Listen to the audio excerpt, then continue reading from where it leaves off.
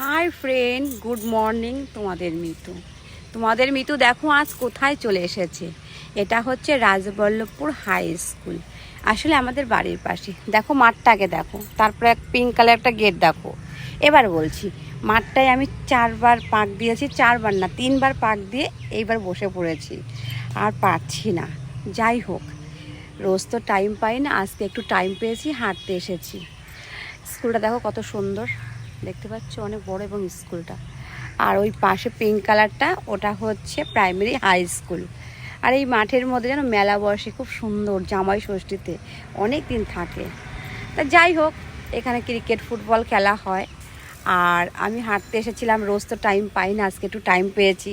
এদিকে দেখো পুকুরটা দেখতে পাচ্ছ, আর ওদিকে দেখো মেন রোডটা দেখতে পাচ্ছ ফ্রেন্ড।